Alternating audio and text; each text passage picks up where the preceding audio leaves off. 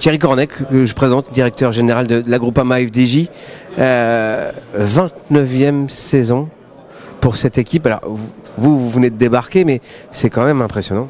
Ah, c'est impressionnant. C'est une vraie marque de fidélité d'un des deux partenaires, la FDJ. Et puis Groupama a pris le train en marche, je dirais, à partir de 2018 et affirme aujourd'hui la même volonté de perdurer en tant que partenaire. Alors, si je peux me permettre, Thierry, pour ceux qui ne vous connaissent pas, vous êtes un nouveau visage de Groupama FDJ. Présentez-vous. Alors, je suis arrivé dans l'équipe au mois de juin. Et je suis arrivé dans l'équipe non pas en ne connaissant pas le sport et l'équipe, puisqu'auparavant j'ai passé plus d'une vingtaine d'années chez un équipementier cycle, et puis j'ai été pendant 4 ans directeur général des cycles Lapierre. Lapierre, ancien fournisseur de vélos de Groupama FDJ, c'est marrant. Exactement, et c'est pas ce qui explique ma présence aujourd'hui dans l'équipe. J'ai suivi un parcours de recrutement, j'ai tout simplement été contacté par un cabinet de recrutement une fois que j'avais décidé de quitter les cycles Lapierre et s'en est suivi un process de recrutement classique qui m'a amené dans l'équipe depuis début juin. Quel est votre rôle du coup épauler l'ancien Marc Madiot? Alors, épauler Marc Madiot, ancien peut-être avec l'âge, mais toujours avec beaucoup de vigueur pour Marc. En fait, je suis responsable de la partie sportive du pôle sport. Je suis responsable aussi du pôle marketing et communication. Bon, la Groupama FDJ évolue, on le voit chaque année.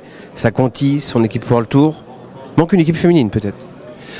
L'équipe féminine, en tout cas pour un de nos partenaires, est endossée ou en tout cas est en place avec Stéphane Delcourt et il le fait très bien. Donc voilà, c'est pas aujourd'hui au programme. Un de nos deux partenaires est présent dans le cyclisme féminin, donc c'est très bien. C'est une particularité parce qu'en général, les équipes hommes et femmes sont réunies dans la même structure. Là, c'est une structure différente. C'est la patte FDJ. C'est la patte FDJ et c'est une patte qui fonctionne parce que chaque format ou chaque modèle a ses avantages et ses inconvénients.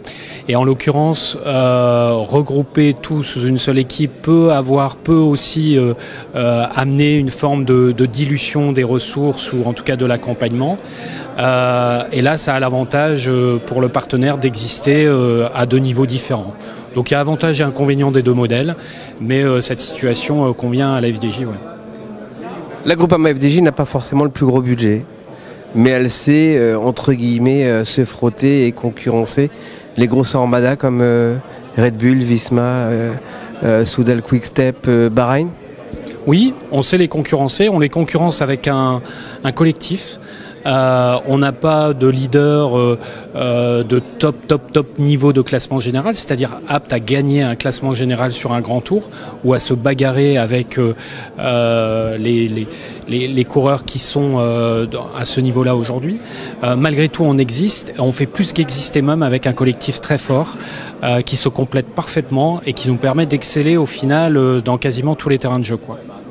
Ça veut dire que il n'y a pas un cyclisme à 2 vitesses comme certains le craignent. Il n'y a pas le cyclisme français n'est pas en danger parce que il s'est dit plein de choses pendant cette intersaison.